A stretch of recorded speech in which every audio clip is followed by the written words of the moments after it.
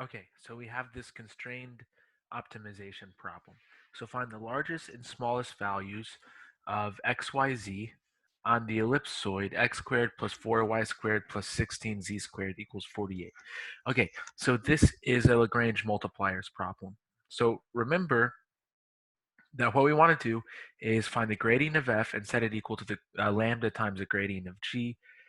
Here, just to keep things consistent with what I was doing, g of x, y, z is equal to x squared plus 4y squared plus 16z squared minus 48. And so the constraint equation becomes g is equal to 0. It's just another way to write what we are given. And I'm just doing, the only reason I'm doing it this way is because I want to stay consistent with how I have things on my notes. Okay, so I'm going to take the gradient of f and g. The gradient of f, well, the derivative with respect to x is yz. The derivative with respect to y is xz. And the derivative with respect to z is xy. And then the gradient of g, this is 2x, 8y, 32z.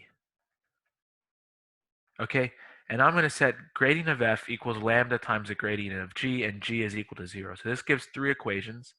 It gives yz is equal to lambda 2x. Actually, in total, it gives four equations. Xz is equal to lambda 8y. And the final equation, someone has commented on my wife's Facebook post, and the final equation is xy is equal to lambda times 32z. And I don't know why I keep saying final. That's not the final. The last equation is this equation, x squared plus 4y squared plus 16z squared minus 48 is equal to 0. These are the three equations. We have three equations and four unknowns, and now I want to solve it. Okay, there's a number of ways to solve these equations. I'm going to kind of start writing in blue. That'll let you know that I'm trying to solve these equations now. Maybe. There's a number of ways to solve these equations. But if you just think about it for a second, notice that there's some symmetry here. So the top equation, if I multiply this by x, I get xyz. If I multiply this equation by y, I get xyz. If I multiply this equation by z, I get xyz. So I'm going to do that to each equation. And then the top equation becomes xyz is equal to lambda 2 x squared. Okay, then the next equation, the second equation becomes, if I multiply both sides by y, this is xyz is equal to lambda 8y squared. And if I multiply the bottom equation by z, what I get is xyz is equal to lambda 32 z squared. So what it means is that all of these things are now equal to each other because they're all equal to x, y, z. And we're going to use that to help us solve this equation. In particular, I can write this like the following. Lambda 2x squared plus lambda 8y squared. Wow, that's not what I meant to do at all. I meant to write an equal sign here. Lambda 2x squared is equal to lambda 8y squared, and this is equal to lambda 32z squared. Because lambda 2x squared is equal to xyz, lambda 8y squared is equal to xyz, and lambda 32z squared is equal to xyz. So these are all equal to each other. Now if I divide both sides by, looks like the best I can do is 2 lambda. this gives me x squared is equal to 4y squared. And this is equal to, what am I doing? Dividing by lambda 2. This is equal to 16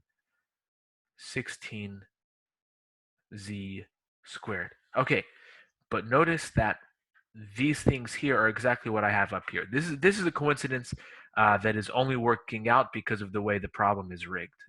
The fact that we get something so easy down here to plug in up here. Okay, but the bottom line is we can now write y squared in terms of x squared, and we can write z squared in terms of x squared. That happens no matter what the constraint equation is. That would happen. It just happens that we have an easy constraint equation that makes it even easier. Okay, so the constraint equation becomes x squared plus 4y squared, but 4y squared is just x squared, plus 16z squared, but 16z squared is just equal to x squared equals 48. So this says 3x squared is equal to 48.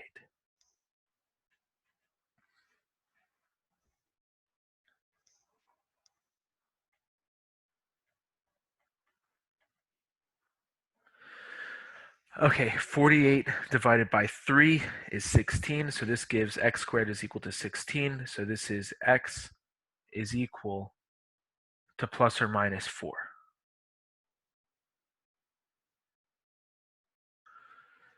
Okay, so x squared is equal to 16.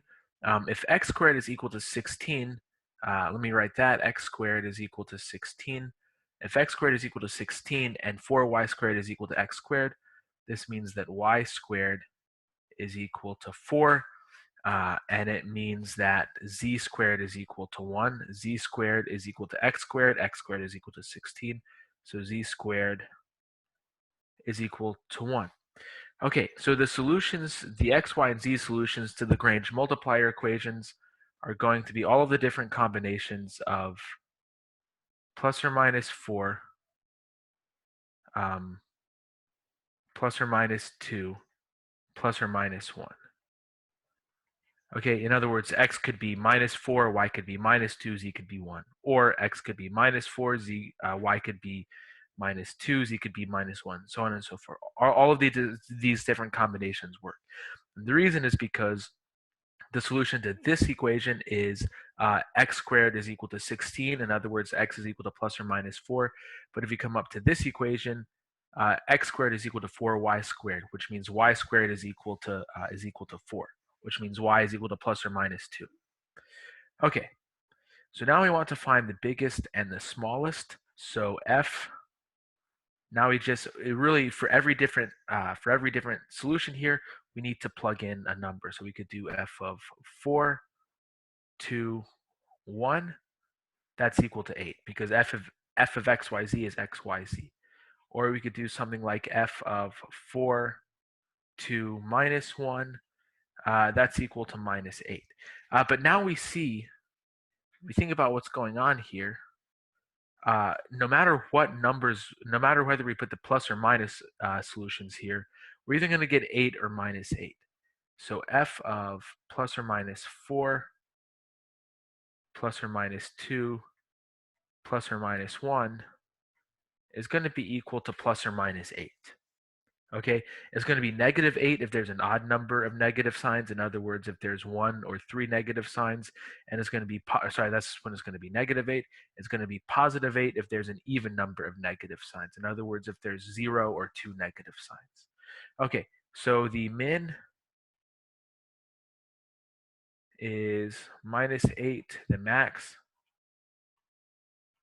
is 8. That's the answer. So again, what is the procedure? The outline of the procedure here. The outline of the procedure here is to set up the Lagrange multiplier equation. So gradient of f equals lambda gradient of g. That's what these equations here are. And then we also have the constraint equation.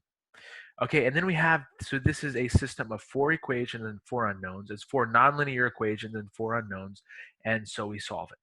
And basically, when you're solving nonlinear equations, it gets messy, And hopefully whoever wrote the test did something nice so that there's at least one step that works out nicely, like happened here.